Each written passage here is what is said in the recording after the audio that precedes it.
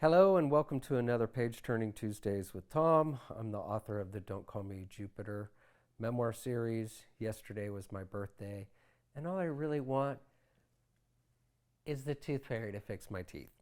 So we're going to pick up reading from book one. Molly and I are jet setting across America. We're about to meet my father's family for the first time in Wauwatosa, but we got to get out of Ohio first. If I was living in Ohio, I might have run away to California just like my mother did.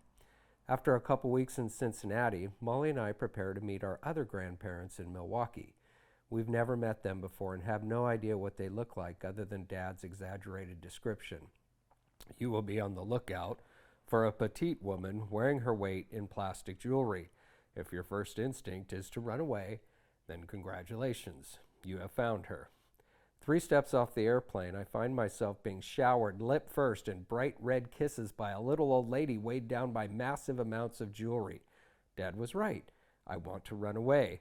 She covers Molly in red kisses too, and we still haven't even introduced ourselves. She spits into the palm of her hands and mats down my hair. I try to go to my happy place as she coats me with her geriatric saliva. My cowlick is being stubborn. She's digging deep from the back of her throat for more phlegm. She's loudly hacking up old lady spit right there in the airport for everyone to see and hear. The more disgusting she becomes, the louder my sister Molly laughs. Your hair is too long. These are the first words she says to me. I'm in shock and can't seem to move. I'll cut it for you when we get home. Dad's warning surfaces in my brain. 50 feet. No, thank you. I'm growing it out for a school project, I say, pulling away from her monkey grip hands. We put our luggage into the car and begin the drive home. Grandpa Bross drives a Ford Futura, but he's stuck in the past. There used to be a drive-in theater back in my day. This is where the bridge crossed the river when I grew up. Ran over a dog on this street in the summer of '44. When we finally get to their house in the suburbs, they seem beat and ready to call it a day. There is nothing planned, nothing to do, nothing to talk about, and nothing interesting to look at. We sit in their living room, silent, surrounded by outdated furniture and decorations.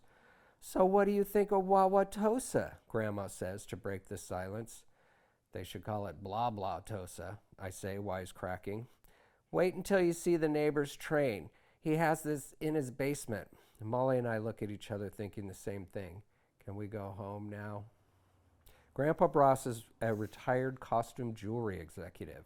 His company manufactured all kinds of gaudy trinkets that went in, and mostly out, of fashion. Their house is brimming with cheap jewels like a witch's lair from H.R. Pufnstuf. Grandma wears kilos of this molded plastic jewelry every day under the assumption that it improves her looks. You can hear her rattle, clink, and shake her way through the house. She's only a little taller than me and wears earrings the size of ping pong balls and bracelets with tangerine-sized beads. She's a living Carmen Miranda caricature. Grandma Bross is a high-strung, wiry creature, always on the edge like she wants to sneak out of the house to smoke a cigarette or something. This is hard for me to admit, but I'm 9 years old and I still suck my thumb. My left thumb, to be precise, the one with 2 teeth marks just below the knuckle. Grandma must have checked in on me during the night because during dinner, she brings up a seemingly random story out of the blue. She doesn't address anyone in particular, but the yarn she spins is clearly directed at me. While I was at the store the other day, this young man named Peter, who I've known for years, was bagging my groceries. I happened to glance at his hands and noticed that his left thumb had shrunk. Why, it was only half the size it should have been. She pauses and shakes her head. What an awful sight. He could barely do his job. Now, I know Peter did not enter this world with a miniature thumb like that. Surely I would have noticed it before. Here's what must have happened. He sucked his thumb too long, and it shrunk.